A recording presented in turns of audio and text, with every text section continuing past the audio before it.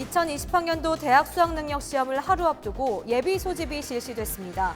수험생들의 선전을 기원하는 응원이 잇따랐습니다. 홍천 시골마을 4곳에 시내버스 운영이 끊기게 생겼습니다. 춘천시가 시내버스 노선을 개편하면서 관할 지역 내 노선을 폐지했기 때문인데 어떤 내용인지 현장 취재했습니다. 원주 일군지원사령부 부지개발 계획이 처음으로 발표됐습니다. 옛 일군사령부 부지와 옛 미군부대 부지 개발에도 관심이 집중되고 있습니다. 40년 동안 광부들의 보금자리였던 태백 화강 아파트가 역사 속으로 사라진다고 합니다. 화강 아파트가 헐린 새 자리에는 새 아파트가 들어설 예정입니다.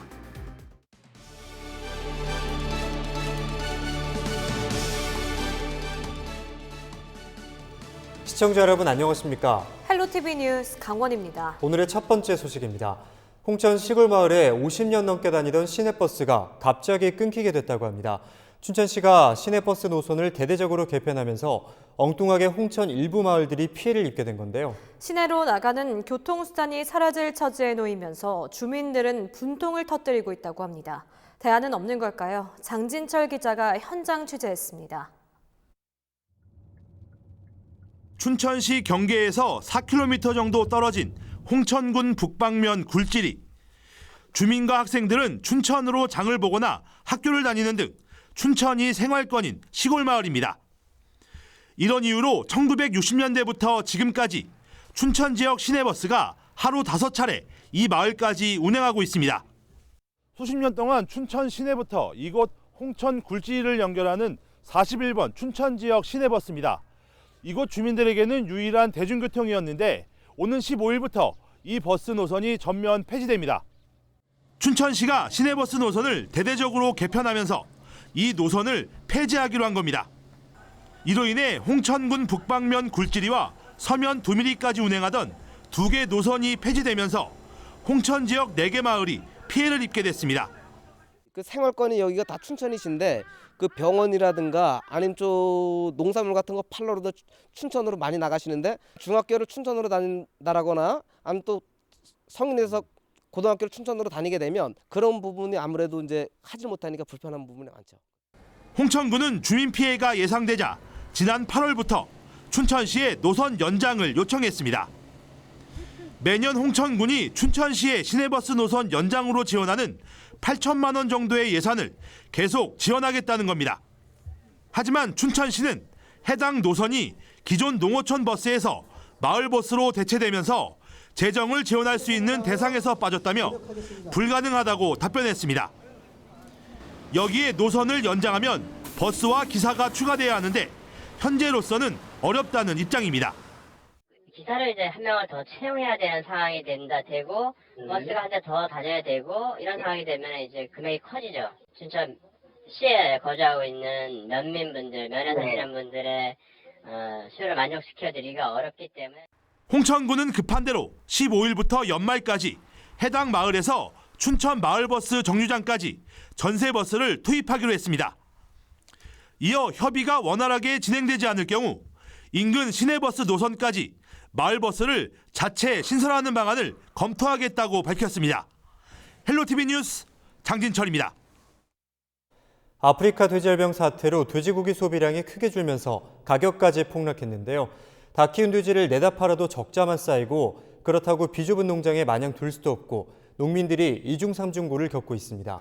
사정이 이렇자 강원도 등 지자체와 양돈단체들이 대대적인 돼지고기 소비 촉진 캠페인에 나섰다고 합니다. 보도에 성기석 기자입니다.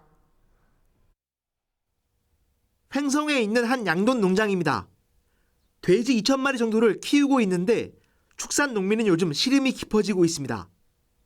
사료 가격도 안 되는 값에 돼지를 팔고 있기 때문입니다. 새끼 돼지를 낳아서 출하하기까지 걸리는 시간은 약 6개월. 돼지 한 마리를 키우는 비용은 대략 35만 원 가량이지만 최근 산지 돼지 가격은 25만 원까지 폭락한 상황입니다. 그나마 출하 시기를 놓치면 값이 반토막 나기 때문에 울며 겨자 먹기로 돼지를 팔 수밖에 없습니다. 이 농장도 지난 한 달 동안 400마리 정도를 출하했는데 4천만 원이 넘는 손해를 입었습니다. 지금 이 정도면은 한 달에 한 400대 정도 출하하거든요, 보통. 네, 그러면 뭐 10만 원 달성이 아프리카 돼지열병 사태가 장기화되면서 빚어지는 일인데 피해는 이뿐만이 아닙니다. 돼지고기에 대한 막연한 불안감이 이어지면서 소비 침체가 계속되자 상인들의 어려움도 이어지고 있습니다. 현재 삼겹살 100g의 소비자 가격은 1,600원 정도. 1년 전과 비교해 20% 가까이 떨어졌는데 가격 하락은 결국 양돈농가 피해로 이어지게 됩니다. 돼지고기 식당들도 손님이 크게 줄었습니다. 한 3, 40%죠. 요즘 조금씩 나아지는 것 같아요. 어떠세요? 분위기는 비슷한데 맨 처음에는 반응이 좀 예민하셨는데 지금은 조금 무던해지신 것 같기는 한데 아무래도 그래도 떨어지는 건 어쩔 수 없어요. 사정이 이렇자 강원도를 비롯한 지자체들이 대대적인 돼지고기 소비 촉진에 나섰습니다. 농협 등 유관기관들도 돼지고기가 안전하다는 캠페인을 함께 펼치고 주 1회 이상 구내 식당에서 국산 돼지고기 먹는 날을 운영하기로 했습니다. 소비가 많이 위축이 됐어요. 그래서 거의 뭐 두당 한 10만 원대 정도, 많게는 한 15만 원까지 요즘 적자를 보고 있거든요. 그래서 질병하고 전혀 상관없이 이제 공급을 하고 있는데도 불구하고 그 노파십 때문에 이제 소비 위축이 많이 돼 있거든요. 그래서 이제 그 소비 촉진을 하기 위해서 아프리카 돼지열병 장기화 사태가 축산 농민과 유통업체, 식당 피해 등 전방위로 확산되고 있습니다. 헬로티비 뉴스 성기석입니다. 드디어 2020학년도 대학 수학능력시험이 치러집니다. 13일 열린 예비 소집에서 수험표를 받아든 모든 수험생들은 만감이 교차했을 텐데요. 결전을 앞둔 수험생들에게 후배들의 열띤 응원도 이어졌다고 합니다. 한재영 기자의 보도입니다.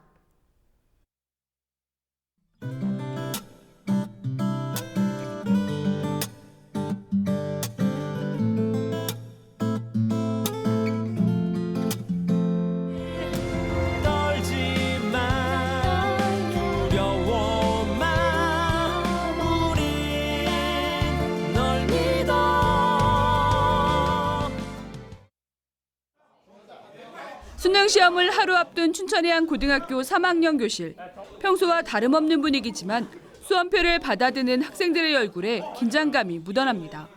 실감이 안 났는데 진짜 이거 받으니까 이제 학교 생활도 끝났고 이제 성인이 되는구나라는 생각이 들었습니다. 지금까지 3년 동안 열심히 노력했으니까 지금까지 한 것대로만 한다면은 잘 해낼 수 있을 거라 생각합니다. 예비 소집에서 시험장 위치까지 확인하면서 떨리는 마음은 더욱 커집니다. 하지만 후배들의 열띤 응원과 선생님들의 따뜻한 격려에 잠시나마 웃음을 되찾습니다. 수능 대박을 기원하는 타종 행사부터 신나는 댄스와 노래, 응원 퍼레이드까지 학교마다 방식은 다르지만 지친 수험생들에게는 마음을 다잡는 든든한 힘이 됩니다. 저도 열심히 공부했지만 후배들이랑 또 선생님들, 학부모님들의 응원을 받아서 좀 예상했던 점수보다 더 훨씬 잘 나왔으면 좋겠고 또 그런 응원에 부응해서 더 좋은 대학으로 보답해드리고 싶습니다. 부모님들하고 친구들이 많이 응원해줘서 수능 잘 볼 거고 잘 보겠습니다. 화이팅 합시오. 화이팅 화이팅. 수험생들은 마지막까지 유의사항을 꼼꼼히 확인해야 합니다. 특히 4교시 탐구 영역에서는 자신의 선택 과목이 아닌 다른 문제지를 보거나 책상 위에 두면 모두 부정행위로 간주됩니다. 교사들도 마지막까지 최선을 다해달라며 용기를 북돋습니다. 본인이 어려우면 다른 학생들도 같이 어렵습니다. 이게 절대평가가 아니고 상대평가이기 때문에 그런 담대한 마음을 갖고 그 당차게 시험 문제를 풀면은 아마 평상시 실력 이상으로 나오지 않을까 생각이 됩니다. 14일 실시되는 2020학년도 대학 수학능력시험에는 강원도 내에서 13,000여 명이 응시합니다. 시험 당일 아침 최저기온은 춘천이 영하 4도 등 영하권의 수능 한파가 기승을 부릴 것으로 예보됐습니다. 수능 시험을 위한 모든 준비가 끝났습니다. 이제는 열심히 달려온 모든 수험생들이 최선의 결과를 낼 수 있기를 응원합니다. 헬로티비 뉴스 한재영입니다.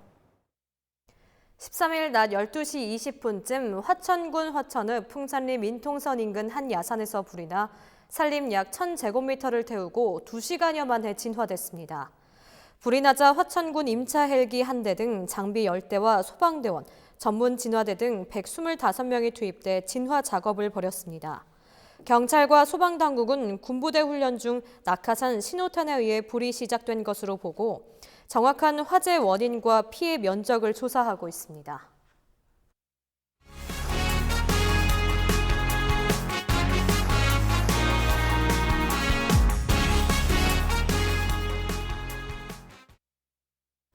전국 광산촌 최초의 아파트인 태백 화광 아파트가 역사 속으로 사라집니다.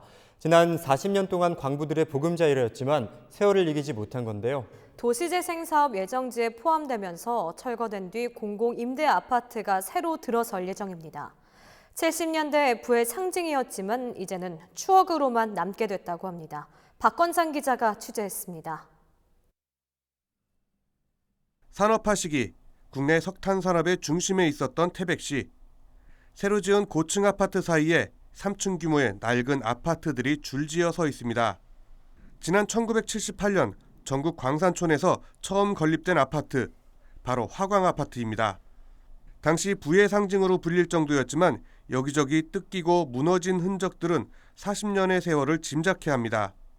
탄광 지역에서 가장 오랜 역사를 지닌 아파트가 다음 달 철거를 앞두고 있습니다. 추억을 간직한 주민들은 보금자리가 사라지는 현실에 아쉬운 마음을 감추지 못합니다. 그래도 우리는 여기 돌아가지고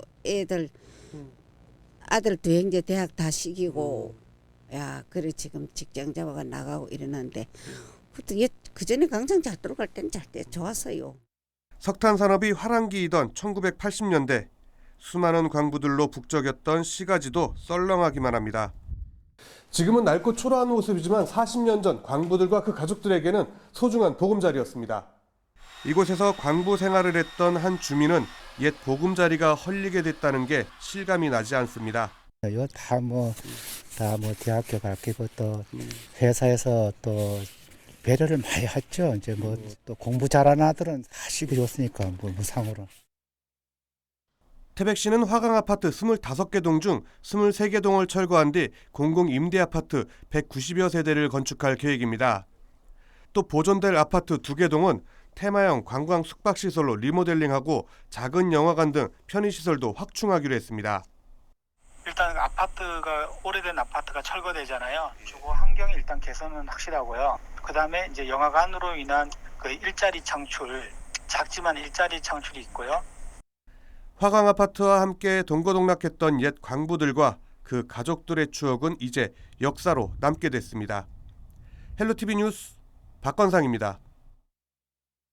군부대 담벽에 가로막혀 수십 년째 개발이 멈춘 원주 북부권에 획기적인 변화가 기대됩니다. 정부가 원주 1군지사 부지 활용 계획을 첫 공식 발표한 건데요.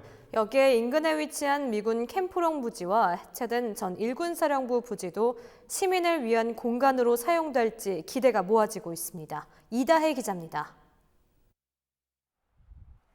정부가 2022년 외곽으로 이전하는 1군지사 부지를 대대적으로 개발할 계획을 밝혔습니다. 기획재정부는 이 일대를 대상으로 한 원주권 군부지 개발 사업 계획을 확정하고 2028년까지 완료할 방침이라고 밝혔습니다.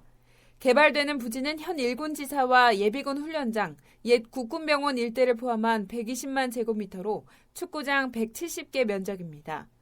여기에는 주택, 상업시설, 학교, 체육시설 등을 갖춘 주거단지가 조성되고 원주 혁신도시와 연계한 청년 창업지원시설도 마련될 예정입니다. 이번 사업은 국방개혁 2.0에 따라 발생하는 군부대 유휴부지를 정부가 직접 나서 개발하는 첫 사례로 원주시는 대규모 유휴부지 활용이라는 큰 숙제를 덜게 됐습니다. 이번 사업은 원주시가 국가지방하천 종합정비사업으로 추진해온 정지뜰 호수공원과도 연계해 현안 해결이 잇따라 탄력을 받을 전망입니다. 학생 저류지가 에타가 이제 11월 말에 확정되면 그거와 포함한 수변 공원 도시로 이렇게 조성할 계획이고. 정부는 이번 개발 사업 과정에서 2조 4천억 원의 투자를 유치하고 7조 7천억 원의 생산 유발 효과, 5만 7천 명에 달하는 고용 유발 효과를 낼 수 있을 것으로 기대하고 있습니다. 이런 가운데 지역 주민의 원성을 사온 인근 군부지 활용도 관심입니다. 먼저 화력부대가 남아있는 옛 1군 사령부 부지는 원주시가 대체부지를 마련하는 대로 이전하기로 큰 틀에서 합의하고 실무 협의가 진행 중입니다. 또 토지 매입금까지 완납하고도 4년째 반환받지 못하고 있는 미군 캠프롱 부지는 지난 8월 청와대가 나서 조기 반환을 촉구하기로 해 결과가 주목됩니다. 이미 모든 절차가 완료되고 환경협정만 남은 우리 원주 경우에는 더 이상 끄지 말고 우선적으로 반환 협상을 끝내야 하고 하루속히 원주시민의 품으로 돌아와서 본격적으로 개발이 되어야 합니다. 반세기 동안 지역 발전을 가로막고 있던 원주 군부대의 활용 방안이 구체화되면서 원주 북부권 발전에 지역 주민의 기대가 높아지고 있습니다. 헬로티비 뉴스 이다입니다. 강원도의회 상임위에서 한 차례 계류됐던 2024 동계 청소년 올림픽 유치 동의안이 상임위를 통과했습니다. 강원도의회 사회문화위원회는 13일 상임위원회를 열고 2024 동계 청소년 올림픽 대회 설상 경기 개최 지역에 정선을 포함하는 것을 추가해 동의안을 가결했다고 밝혔습니다. 이에 따라 강원도는 동의안이 도의회 본회의를 통과하면 대한체육회에 유치 신청서를 제출할 계획입니다. 다만 도의원들은 대회 개최에 많은 예산이 필요할 것으로 보이고 개최 후에는 경기장 사후 활용 문제도 우려된다며 면밀한 계획 수립을 당부했습니다. 6.15 공동선언 실천 남측위원회 강원본부는 13일 원주시청 브리핑룸에서 기자회견을 열고 정부의 금강산 관광재개 선언을 촉구했습니다. 6.15 강원본부는 금강산 관광재개의 새로운 돌파구를 찾기 위해서는 문재인 대통령이 직접 나서서 관광재개 결단을 촉구하고 남북의 신뢰를 쌓아야 한다고 주장했습니다. 이들은 정부가 그동안 미국의 의사만 존중하고 기다려왔던 기존 정책을 바꾸고 국민의 의사를 받아들여 금강산 관광을 다시 해야 한다고 강조했습니다. 또 재개 이후 문제점이 발생하면 그에 맞는 맞춤형 대책을 만들면 된다고 덧붙였습니다. 소비자 중심 경제를 만들기 위해 논의하는 컨슈머 소사이어티 코리아 2019 행사가 12일 서울에서 있었습니다. 이번 행사는 소비자재단과 소비자권익포럼이 함께 마련했습니다. 소비자 단체들과 정부, 기업과 전문가 등이 함께 모여 소비자 의제를 주제로 다양한 의견을 논의했습니다. 지금 소비자 관련해서는 굉장히 많은 주제들이 있는데 사실 한 개 단체나 한 개 조직이 그 주제들을 다 소화하기가 어렵습니다. 그래서 여러 단체들이 서로 각자의 영역에서 전문적으로 발전시키고 그 의제들을 서로 공유하는, 그렇게 해서 연결함으로써 더 큰 힘을 발휘할 수 있는 이런 게 굉장히 중요한 시대인 것 같아요. 소비자재단은 소비자 권익 증진을 위해 앞으로 다양한 행사와 소비자 권익 운동을 준비할 계획입니다.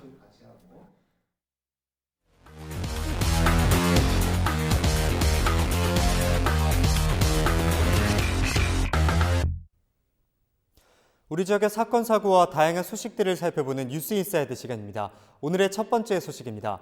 요즘 지속적인 교육의 필요성은 사회 곳곳에서 강조되는 부분입니다. 농업 현장 역시 예외는 아닌데요. 강원도 농업기술원이 농민들에게 지속적인 교육을 펼칠 수 있는 현장 강사들을 육성해 인기를 모았습니다. 이 자리에서는 소통과 스피치 강의와 함께 새로워진 농업정책과 농업기술 등에 대한 강의도 진행됐다고 하는데요. 현장 강사들은 농업 현장에 투입돼 농민들에게 자신들이 배운 내용들을 전파하게 됩니다. 다음 소식입니다. 강릉시 교이동 지역사회 보장협의체가 13일 따뜻한 겨울나기 이불 지원 행사를 가졌다고 합니다. 협의체는 이번 행사를 통해 130만 원 상당의 이불 43채를 지역 내 홀몸 어르신들에게 전달했다고 합니다. 따뜻한 이불로 따뜻한 겨울 나시기 바랍니다. 정성군 여성단체협의회와 강원랜드 복지재단이 13일 2019 행복김장 나누기 행사를 열었습니다. 자원봉사자 200여 명이 김장김치 4,500포기를 담가 지역 내 저소득층 소외계층 850여 가구에 전달했다고 합니다. 정성군 여성단체협의회는 지난 10년 동안 김장 나누기와 청소년 장학금, 독거노인 밑반찬 지원 등 다양한 봉사활동을 펼쳐왔습니다. 날이 갈수록 심해지는 미세먼지, 이 미세먼지를 줄이는 현실적인 대책으로 도시숲이 꼽히는데요. 영월 구기림관리소가 13일 영월읍 화송리에서 소담숲 조성 준공식을 열었습니다. 1.7km 숲길에 소나무 등 17종류의 나무 8,400여 그루가 심어졌다는데요. 소담숲 전 구간을 미리 체험할 수 있는 VR 프로그램도 이용할 수 있다고 합니다. 미세먼지를 줄일 뿐만 아니라 시민들의 휴식 공간으로서도 기대가 됩니다. 지금까지 뉴스인사이드였습니다. 헬로티비 뉴스를 마칩니다. 시청해주신 여러분 고맙습니다.